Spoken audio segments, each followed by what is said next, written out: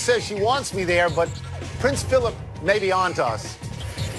You think Prince Philip is really worried about that at this point in both their lives? I think it's possible. He's awake 5 to 6 hours a day, maybe meaningful. So Meghan Markle is a wildcat? She Wildcat. Gotta be a lot of purple. Gonna be like, how about that? She fits right into the royal purple anyway. I am then very surprised that you won't be at that wedding. I didn't tell you I wouldn't be. Mr. Northwestern. I didn't tell you I wouldn't be, big Welcome boy. to PTI, boys and girls. In today's episode, LeBron beats Lonzo, a Jets coach gives up, and Herm Edwards' new job just got tougher. But we begin today with what looks like the biggest game of the regular NFL season, New England at Pittsburgh in the Sunday late game. The winner of this game is likely to have home field throughout the playoffs. Wilbon, is this a bigger game for the Patriots or for the Steelers? For the Steelers, Tony. They've lost 4 straight to New England. This is easy. They're also still trying to figure out how to replace Ryan Shazier out there at linebacker, and they can't do that. And Tom Brady's going to have Gronk back in the lineup in the middle of that field to play with. And so it's a bigger game for the Steelers. The Steelers, I don't want to hear anybody in Pittsburgh say, oh, we don't have anything to prove. Yeah, you do. That's what sports is about. Every week, you have something to prove to somebody, the opponent, the fans who are watching, your sponsors, whoever's writing the big check. There's plenty to prove and more of it for Pittsburgh, even though they have got plenty of Super Bowls on their mantle as well. Yeah, I mean, it's obviously a big game for both teams because it means home field, at least likely to mean home field. And I understand your logic. The fact is the last 4 times that New England and Pittsburgh have played, including once in Pittsburgh, New England has won all of those. So I thought originally that it meant more to Pittsburgh, but I have turned on this. And I think it means more to New England. The last time New England won a road game in the playoffs was 2007. The way Brady looked against Miami gives everybody a certain reason to believe that maybe something is wrong. And I'll tell you this other thing, Mike. I think that Pittsburgh is more capable of winning on the road. I think they're a more complete offense. They got Le'Veon Bell, they got Antonio Brown, they got Ben Roethlisberger. And so I'm going to honestly disagree and think it means more to New England. Tony, Pittsburgh better be better equipped to win on the road because New England doesn't play on the road. They just wrap up home field every year. They got to win 2 games at home. They win those 2 games in Foxborough, they go to the Super Bowl. That's how that works. That's right. As often as not for New England. That's why they need it more, because they can't win on the road. Yeah, but my thing is they don't have to. We don't know if they can't win. It's a small sample size you're talking about there, Tony. Look, both of these teams are capable of winning this game. But I will say this, too. Pittsburgh's had some squirrely results this year. They've lost a couple of games, including one to the Bears, where you go, what the hell are the Steelers doing? They're not awake. So let's see what happens with them. I think I have more doubts about New England than I do about Pittsburgh. I'm surprised to hear that, Tom. Wait a minute. We have Saturday business to talk about. A game which just weeks ago we thought was going to be a waste of time now has enormous playoff implications. Chargers at Chiefs. The winner is in the driver's seat in the AFC West. The Chargers, they're attempting to become the first team since the 1992 Chargers of Bobby Ross and Stan Humphries to go from 0-4 to the playoffs. What is that? But the Chargers franchise has lost 7 straight to the Chiefs. Tone, if the Chargers win this game in Kansas City, will you be back to believing in them? I didn't ever not believe in them. You've been on this show for a million years. You go all the way back to Norv Turner coaching the Chargers, and it was you who said they take naps. I never believed in them. They take naps. If they win this game in Kansas City, especially considering the way the Chiefs last week handled Oakland, which was a similar game for them, a first-place game, and they suffocated Oakland. So if the Chargers win this, yes, I will believe in them. That will mean that they have won 8 out of 10 games and would arguably be the hottest team in the AFC.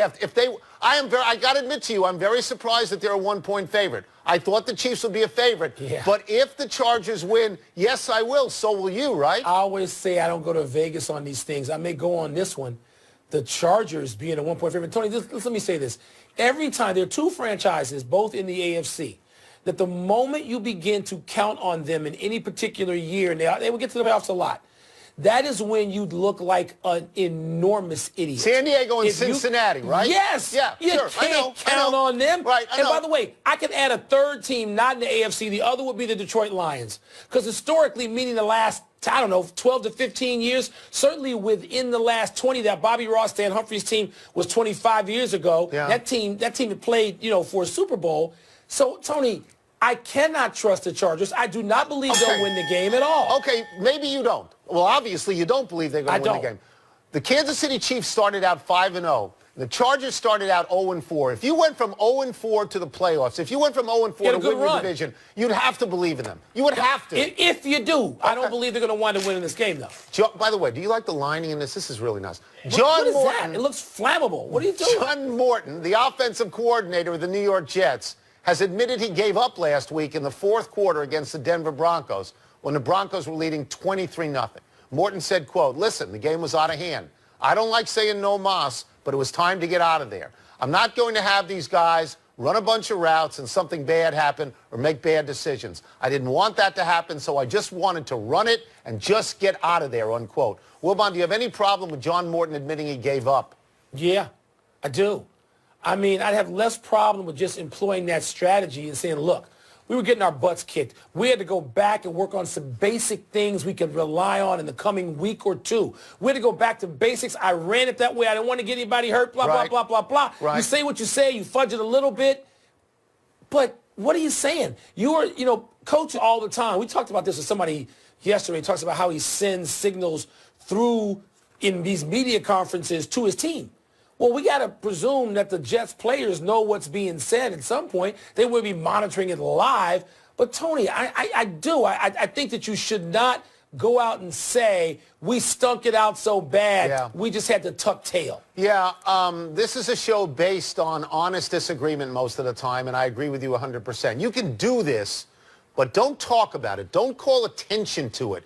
That is a bad look to me. They had no chance of winning that game. Josh McCown was out. They went to Bryce Petty. They let him throw the ball. He finished 1 of 8 for only 7 yards. And they were probably thinking to themselves, we got to get him off the field before he starts throwing pick sixes. Right. So we're just going to run it. And I agree 100% with the strategy, but I would not have admitted that either. I would not have. And you know what, Tony, I hate to say it, because football coaches so rarely speak the truth and he did. About and anything now we're slamming him. He did, and now we're smacking him. It's not fair. I feel guilty. I think there's a way to sort of get at both things without admitting everything. I mean, you got to protect your quarterback because with McCown out, he's giving you the next 3 games. Yes, you can't ruin his confidence. So, Probably ruined it anyway now.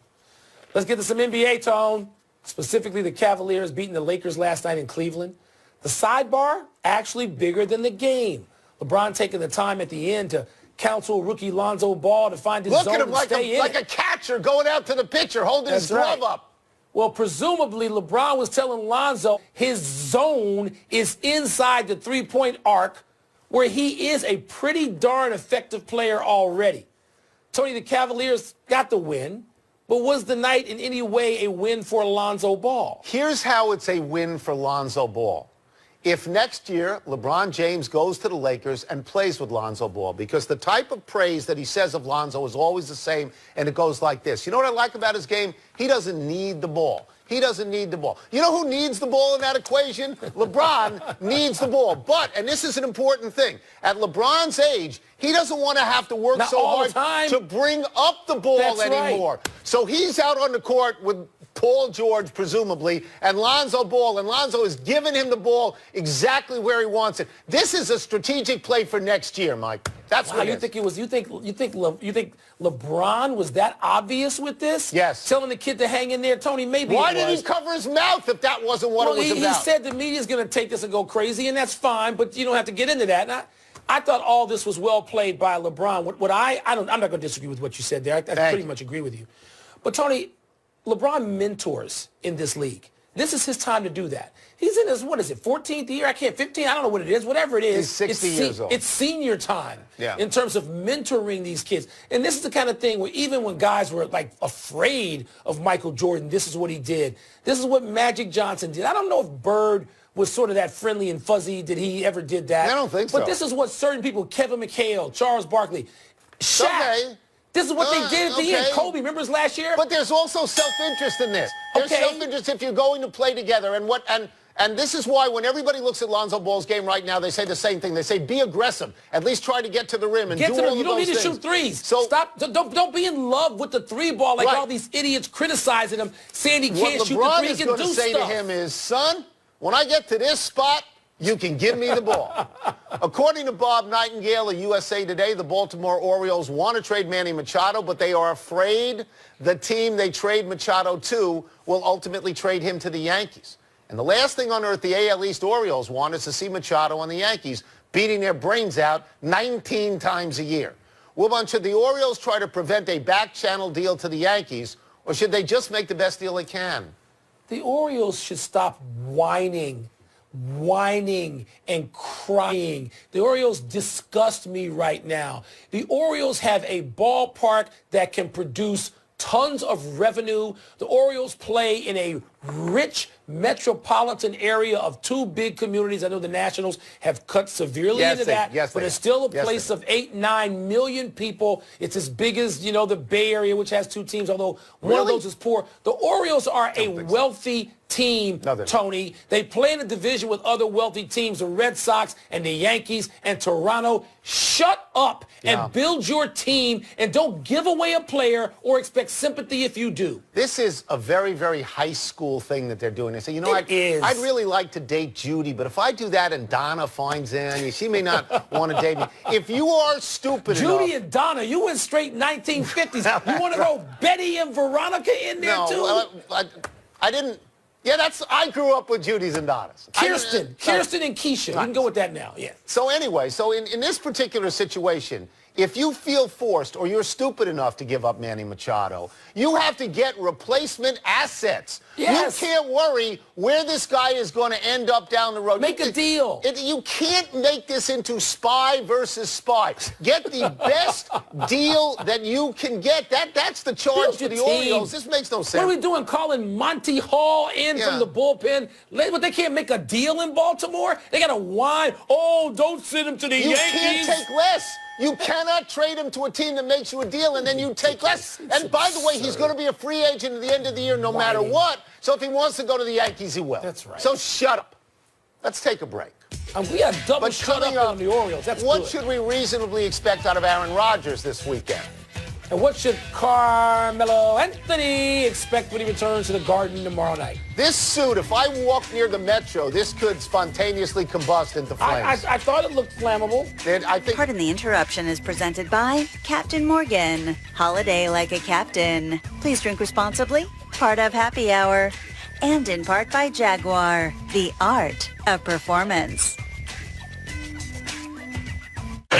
Tony Dorsett, he has passed Eric Dickerson in rushing yards, but no one thinks of him in that category, Mike, because he's never been on a Super Bowl winning team, and his teams over the course of his career are under 500. Well, Tony, I understand hitting. I'm also going to say still, though, it's Cantonian. I mean, no matter whether you played on bad teams or not, there have been some running backs on bad teams, and they can still wind up in Canton. I mean, when you talk about the people he passed, how about the people he could be behind if he has another 250 or so yards rushing this year? He'll be behind only Emmitt Smith, Walter Payton, and Barry Sanders. Great number. Would you like to be a fourth with that group? How about that for a foursome? That's Canton. Sure. Next. Knicks fans should blank Carmelo tomorrow night. They should thank him. Carmelo did the best he could. It didn't work out. Everybody had these grand expectations. It just didn't work out, okay? He gave us a lot of fun. Listen to you going easy on Carmelo. Well, he gave us a lot of fun with his back and forth with Phil Jackson. I'll tell you why I'm going to go easy on him. Because when he left without rancor. He did not insult management or ownership or other players. He didn't do what Kevin Durant or LeBron James or Paul George did. He didn't walk away from a team and just, and destroy a city. No, it ran its course, Mike. They should thank him. They should simply get over Carmelo because the era wasn't that great. This is not the Captain Willis Reed. No, it's they not. Won a playoff series. I thought they'd only won a playoff game. Had to look that up. It just wasn't that exciting. It wasn't that dramatic. It didn't have Jordan versus Patrick Ewing or any of that stuff. It just didn't have any great appeal. Knicks fans, get over it. Start a real run now and see if you can win a playoff series or two in the next 20 years. Next. Last one. It is blank that both of Herm Edwards' coordinators have now left the Arizona State program. It's confusing. I mean, I don't really understand this. They brought him in to be the CEO because they had such great coordinators. Then the defensive coordinator quit for personal reasons, the offensive coordinator took the head coaching job at Louisiana Lafayette. So now if you're the CEO, there's no organization. What is going on here? Herman's saying, hello, where did everybody go? I don't think they put him in a position to win. Well, Tony, this is why it's off script. Maybe there are assistant coaches there that will now be elevated to offensive and defensive coordinator, and they somehow expected, or not expected, they were okay with this happening. If not, Tony, then this is a radically different scenario than Herm perhaps, and I haven't talked to him about this, thought he was coming into. But if you're going to go in and be CEO and have coordinators you're going to lean on, that's a different plan than if you're going to go in there sort of be more fingers on. That's it. The doctor has spoken. Let's take one last break. Still to come, the Browns' new general manager makes another bold statement. Got to keep the mic away from this guy. Sounds like LeVar Ball. Will the Rockets' winning streak continue tonight against the Spurs? You're going to watch that, I'll bet. Oh, yeah. You know who's not going to watch that? You. Me. That would be correct. I'll be at Chatter. Little plug there, kids. Here. Presented by Captain Morgan. Holiday like a captain. Please drink responsibly. Part of Happy Hour. Happy time. People happy 22nd birthday, Jahlil Okafor. Okafor and Nick Stauskas were traded over a week ago from the 76ers to the Nets, and they haven't played yet. Nets coach Ken Atkinson said, quote, I can't give you a timetable, unquote, as to when they will play. Well, how about tonight? The terrible Nets play Toronto. This is basketball, not medical school. Put them in the game. It is coaches in every sport now want to make you think it's all rocket science. 8 minutes? You can't find 8 to 10 minutes for these guys, and you're the Nets? Happy anniversary, Kirk Cousins. Around this day 5 years ago, you started in place of injured fellow rookie Robert Griffin III. You threw for 329 and 2 touchdowns to lead the Redskins to a win on the road against the Browns, who stunk then, too. Cousins is in position, should the Redskins franchise him again next year, to make nearly $80 million for 3 seasons for a team he doesn't want to play for. If he ever gets to be a free agent, nobody in Washington, D.C. thinks Cousins will stay. Tony, where's RG3 now? Is he out of the league? Yeah, but he said the other day that he thought Philadelphia should sign him right now. Happy trails, Adrian Peterson, the 32-year-old surefire first ballot Hall of Famer, was placed on injured reserve today by the Arizona Cardinals due to a neck injury. Peterson says he wants to play in 2018, but between the Saints and the Cardinals, he has been held to under 30 yards in 6 different games this season out of the 10 he played. Mike, that's 4 more than in any other year of his career. Tony, do you fear that this sort of pushes his Hall of Fame urgency among the voters potentially back a little? I mean, are people going to say, I hope not. He's earned it already to me. Oh, he's earned it. There's no question about that. No errors. Let's go to the big finish. Let's do it. Carlos Santana left the Indians, signed with the Phillies for 3 years and $60 million. Is he a good fit? You mean the Grammy Award-winning, fabulously talented Carlos Santana? Talking about that Carlos Santana? Yeah, guitar player. Yeah. Oh, yeah. Yeah. John Dorsey told Cleveland Sports Radio that for him, anything less than the AFC North title next year is unacceptable. What? Yeah, they're 1-28 in the last 2 years. This is a note to Hugh Jackson. Don't even send out your laundry. This guy's getting rid of you. The Vegas Golden Knights beat the Penguins. Is that a big deal? They beat the champs. Signature win, like 12-2-1 at home, something like that for Vegas. What a story. Bowl season kicks off tomorrow. Give the people one to watch, Tony. Well, the Las Vegas Bowl actually has Oregon and it has Boise State. But if you go to the Gildan, New Mexico Bowl, say hello to Jaws. Last one, Spurs at Rockets tonight. Will the Spurs snap Houston's 11-game winning streak? Yes. How about that? Rockets having the best season than anybody. Rockets and Celtics, but I got the Spurs winning tonight on the road. We're out of time. We'll try and do better the next time. I'm Tony Kornheiser. And I'm Mike Wilbon. Have a great weekend, Knuckleheads. You can catch the podcast on the app or Apple Podcast. What famous restaurant you going to tonight? Ooh.